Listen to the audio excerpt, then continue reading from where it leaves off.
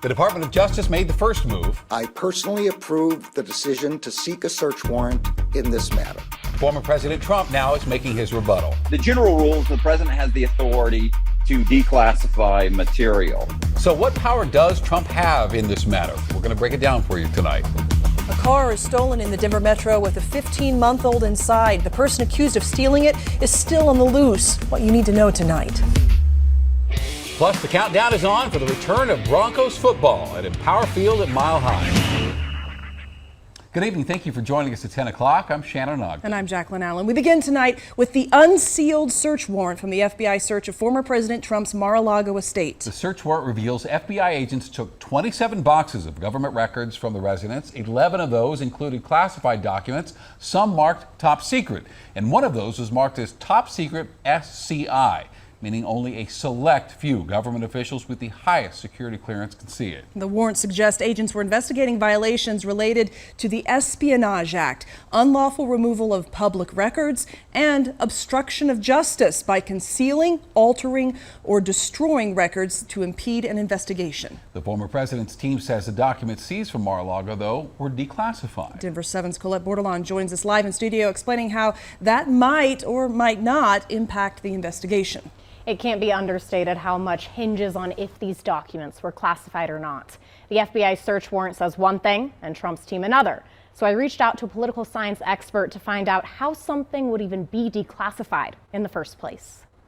It really is a pretty extraordinary power. The power to essentially make what was a classified document public. It's something political science professor Josh Dunn says every president has. Once it's declassified, it essentially means that the government can't keep it a secret anymore. He says it dates back to a Supreme Court decision from the late 80s. The way that this case, Navy versus Egan, has been interpreted, there's almost no limitation on the president's authority unless by law it has been explicitly restricted. Dunn says the authority to declassify documents only lasts while the president is in office. He also says the decision can be reversed by another president. Plus, there's a category of material that cannot be declassified. He says that includes anything related to nuclear power or weapons. That's generally how courts have treated it, though, that the president has this very substantial authority and can just kind of wave a magic wand. The search warrant from the FBI's raid of former President Trump's Florida home says they found classified documents. But in a statement, Trump's team says all of the documents seized were declassified. If they're classified, they could relate to material that you would rather not have your enemies have access to. And if they're just kind of stored somewhere at a private residence, they aren't very secure. When asked if it was out of the ordinary for a former president to still have certain documents, Dunn says it comes down to what exactly they were. It could be very unusual depending on the documents, right? That's the key question. I mean, I think we just have to wait and see what the FBI actually found. The Associated Press reported some of the documents were in a category meant to protect the country's most important secrets. Court records said the documents could cause exceptionally grave damage to the country if revealed publicly, but didn't have any more specific details about what exactly they contained. Live in the studio, Colette Bordelon, Denver 7. All right, thank you, Colette. And the search of Trump's residence has federal authorities on high alert for domestic extremism. It comes after an armed man tried to break into the FBI office in Cincinnati. Federal officials have identified him as 42-year-old Ricky Schiffer, labeled him a suspected domestic violent extremist, and say he's been on their radar for months now, possibly involved in the January 6th riot. They say he was wearing body armor, had an AR-15 rifle, and tried to get into the building by firing a nail gun. Authorities say Schiffer had posted extensively on social media in the past few days, most of those related to the search of Trump's residence and wanting to, quote, kill FBI agents on sight. Next week, President Biden is expected to sign the Inflation Reduction Act. Included in this act is the biggest investment in climate change initiatives in our country's history. Nearly $370 billion is being invested to fight climate change. Those investments include tax credits for buying electric vehicles and tax breaks for Americans who install solar panels on their homes. The bill also lowers premiums for Americans buying their own insurance, allows Medicare to negotiate the price of certain drugs, and limits out-of-pocket prescription drug costs for seniors on Medicare to $2,000 a year. That is going to put us on a trajectory to lower CO2 emissions in the United States by 40% in 2030. Today is a day of celebration. a day we take another giant step in our momentous agenda. This act also increases taxes on the wealthiest Americans and large corporations.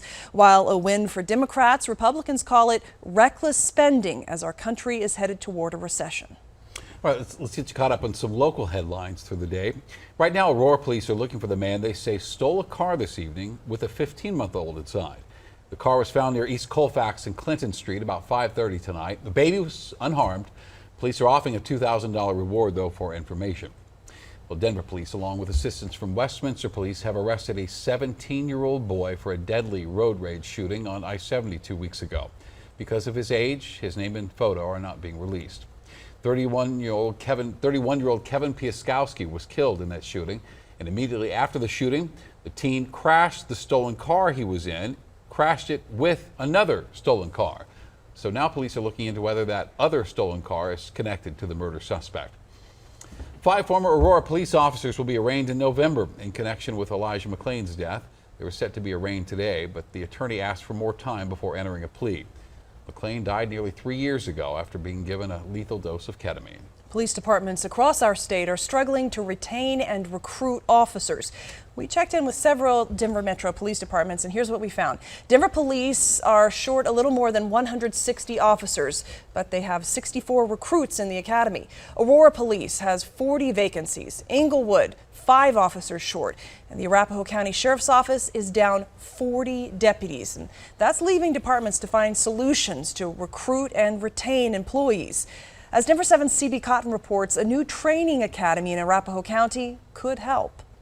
We really want to stretch that tendon out. Receiving guidance and instruction. Spend a second shaking it off. Alongside others, these are the moments Marco Viramontes has always wanted. Just the way that the county, took in, immigrants, they really took care of people.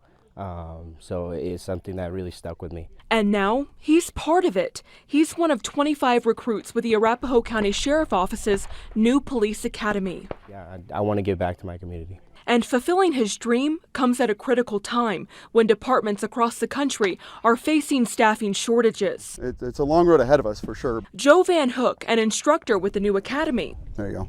believes he's doing his part to help. By increasing the number of academies, we can obviously get more recruits. On Friday, those gathered at the range are learning the basics of gun handling, but in the 23-week program, soon they'll learn about casualty care, driving, and use of force scenarios. The first class of 25 recruits, most of them are already signed up to be deputies here in Arapahoe County, but future classes, they could help out with department shortages elsewhere. If there is some vacancies and there's some need for us to get a deputy or a law enforcement officer trained from somewhere else in the state, we're willing to do that. Present and future academy graduates will be post-certified, a requirement for all officers in the state. Sheriff Tyler Brown says it'll also keep his staffing robust. It's just going to expand upon that. Find your stance. This instruction guides future officers and aspirations. It's always been a dream to be a part of this. In Arapahoe County, I'm CB Cotton, Denver 7. And those interested in becoming a deputy sheriff for Arapahoe County, the deadline to apply for the next round of recruits is Monday the 15th, and we have a link with information on thedenverchannel.com. So let's dig deeper into what's causing this law enforcement shortage. According to law enforcement experts, it's a variety of coinciding challenges, including the pandemic, the Great Resignation, and the national conversation surrounding policing right now. The latest survey from the police executive research firm Forum shows that between 2020 and 2021, there was a 45% increase in retirements and an 18% increase in resignations. We are less than 24 hours away from the return of football at Empower Field at Mile High. And the Broncos are getting ready to take on the Cowboys for the first preseason game. And we have a live look for you right now at your Empower Field at Mile High, fully lit up tonight. So if you have tickets for tomorrow night's game, Lot C will open first at 1 o'clock. All the other lots open at 2:30. Gates open at 5. Kickoff is about 7. And the staff at Empower Field at Mile High have fully restored that damaged area of seats. They were damaged in a fire back in March. You might remember these images. Smoke from the field was seen for miles all across the Denver Metro. That fire damaged about 200 seats and 14 suites. It was another hot one today. It will be again tomorrow, but then some big changes are coming. These temperatures are putting a greater focus on water conservation. During the summer, it's about 75% of the water is used for outdoor irrigation. And Front Range cities are doing what they can to pitch in. Saving approximately 70% of our water through a designated drip system. Plus, an emotional debut at Coors Field, 10 years in the making. Train every night that something good would happen, and it did, you know?